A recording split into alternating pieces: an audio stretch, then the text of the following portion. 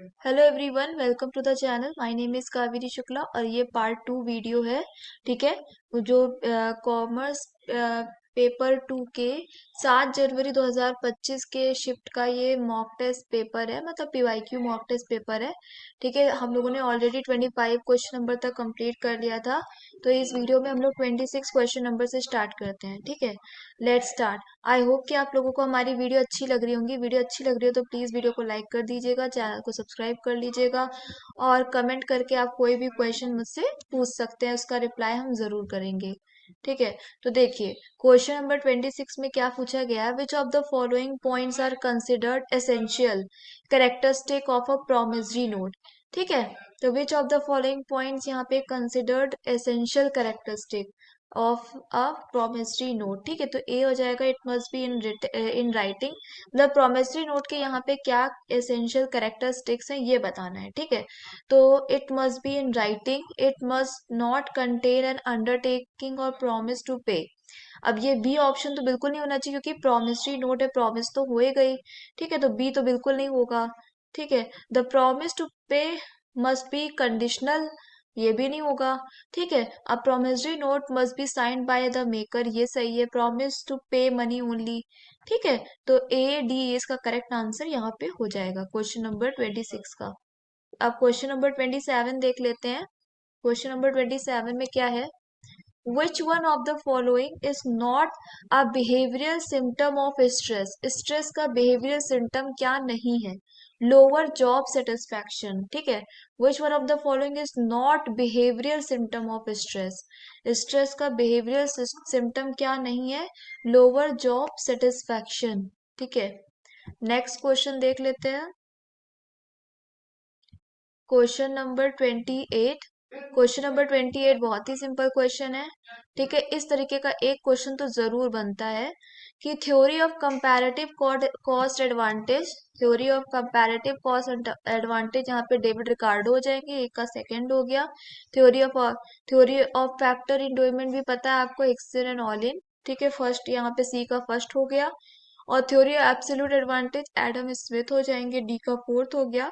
तो अगर आपको अपॉर्चुनिटी कॉस्ट नहीं भी पता तो भी इसका यहाँ पे लास्ट में यही बचते हैं, हर्बलर। ठीक है। ये अपॉर्चुनिटी कॉस्ट के ऑथर हो जाएंगे। नेक्स्ट क्वेश्चन देख लेते हैं। Question number 29। क्वेश्चन नंबर 29 में क्या दिया गया है। रैंडम वेरिएबल के लिए क्या ट्रू है। ठीक है। रैंडम वेरिएबल कि हमने कोई रैंडमली चूज किया variable. A random variable is a certain quantity, certain तो नहीं है क्योंकि रैंडमली चूज किया गया है, तो ए एलिमिनेट ही कर देंगे। A continuous random variable can assume at most two countable number of values, नहीं। A discrete random variable can assume at a most accountable number of values, C हो जाएगा। और a random variable is a function of the sample space, ये भी सही है। और a random variable is an uncertain quantity whose value depends on chance। ठीक है। सी डी ई इसका करेक्ट आंसर यहाँ पे हो जाएगा। चलिए नेक्स्ट क्वेश्चन देख लेते हैं। 30। क्वेश्चन नंबर 30 क्या है। Which of the following is correct, क्या इसमें करेक्ट है। तो a firm under perfect competition is in equilibrium where AR is equal to MR. A firm under monopoly is in equilibrium. A firm under monopolistic competition is in equilibrium where AC is equal to MC, नहीं। A firm under oligopoly is in equilibrium where MR equal to MC। ठीक है। ये इसका correct answer यहाँ पे हो जाएगा। Question number 30 हो गया। Question number 31। क्वेश्चन नंबर 31 में देखिए क्या है। Which of the following is a non-probability method of selecting a sample from a population? Simple random sampling, multi-stage sampling, cluster sampling, snowball sampling। तो ये snowball sampling जो है वो non-probability method है। ठीक है। नेक्स्ट क्वेश्चन देख लेते हैं। क्वेश्चन नंबर 31 हो गया। 32।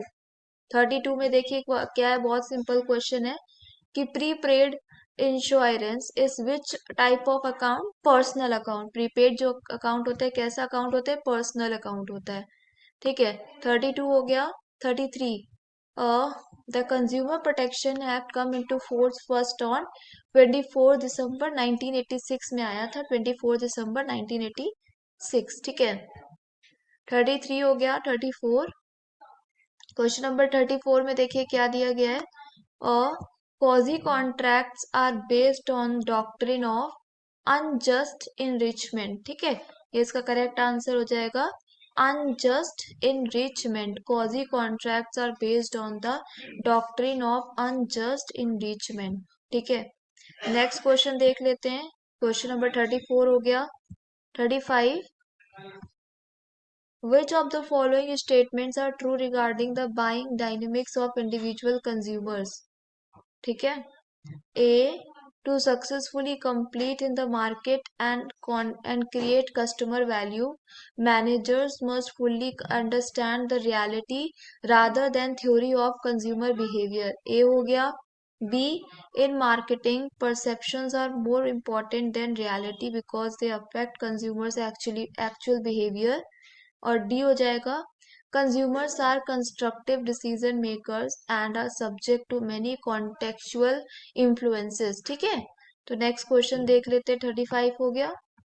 36, 36 क्वेश्चन नंबर में देखिए क्या दिया गया है कि which of the following is not monetary measure for correcting disequilibrium in the balance of payment, abolition of export duties, ये इसका करेक्ट आंसर हो जाएगा। 36 हो गया क्वेश्चन नंबर। 36 के बाद 37, 37 में देखते क्या दिया गया है। Arrange the practical steps involved in the preparation of process account where there is work in progress, ठीक है। तो ई हो जाएगा पहले, determine and analyze the number of physical units in the form of inputs, और डी आ जाएगा prepare statement of equivalent production, फिर सी आ जाएगा prepare statement of cost per equivalent unit, और बी आ जाएगा prepare statement of evaluation, ए आ जाएगा prepare process account, ठीक है। ये इसका करेक्ट आंसर हो गया। फिर क्वेश्चन नंबर 37 हो गया। क्वेश्चन नंबर 38 देख लेते हैं। In which one of the following is the effectiveness of brainstorming as a group decision making technique high? Task orientation, ठीक है। ये इसका करेक्ट आंसर हो जाएगा टास्क ओरिएंटेशन। 38 हो गया। 39 यहाँ पे आ जाएगा। Which one of the following condition is not true as per the IRDA Act 1999 for entry of private players into the insurance market? ठीक है। Which one of the following condition is not true as per the IRDA Act 1999 for entry of private players into the insurance market? The minimum paid up capital for carrying reinsurance business is rupees 300 crore, ठीक। 39 question number हो गया। Next question देख लेते हैं। Question number 40, question number 40 में देखिए क्या दिया गया है। which of the following is not the characteristic of theory of comparative cost advantage, ठीक है। तो इसका क्या आंसर हो जाएगा। B, there are two countries, two commodities and two factor of production, इसमें नहीं आएगा, ठीक है। नॉट पूछा है। और फिर ई आ जाएगा, the countries are capital intensive only, ठीक है। ये नहीं आएगा। 40 हो गया। 41 क्वेश्चन नंबर में देख लेते हैं क्या है। Which one of the following statements are true regarding admission of a new partner, किसी नए पार्टनर के एडमिशन के रिगार्डिंग यहाँ स्टेटमेंट्स दिए गए हैं कि new profit sharing ratio is the ratio in which all partners including new partner will share future profits and losses of the firm, और D, sacrificing ratio is equal to old profit share minus new profit share, और E, the profit और loss which arises from revolution account will be transfer to partners capital account, ठीक है। तो ये हो गया। 41 question number हो गया। 42 क्वेश्चन नंबर में देख लेते हैं कि ए देखिए, कंजर्वेटिज्म ए का फोर्थ हो जाएगा, anticipate no profit but provide all possible losses, और बी का थर्ड हो जाएगा, dual aspect every transaction has a two fold effect, separate business entity. C का सेकंड हो जाएगा, enterprise is treated as a separate business entity, यहाँ पे ए का, ये सी का सेकंड हो जाएगा। Enterprise is treated as a separate from owner and other person. Consistency D का फर्स्ट हो जाएगा। Use of same accounting policy by a firm from period to period. ठीक है, क्वेश्चन नंबर 42 हो गया। क्वेश्चन नंबर 43 देखिए क्या होगा कि arrange the following points in their section wise order. Section 23 to 27 as per the Income Tax Act 1961. C. Determination of annual value. E. Deduction from income from house property. B. Provision for arrears of rent and unrealized rent received subsequently. Or D. A treatment of income from co-owned property. A. Deemed ownership.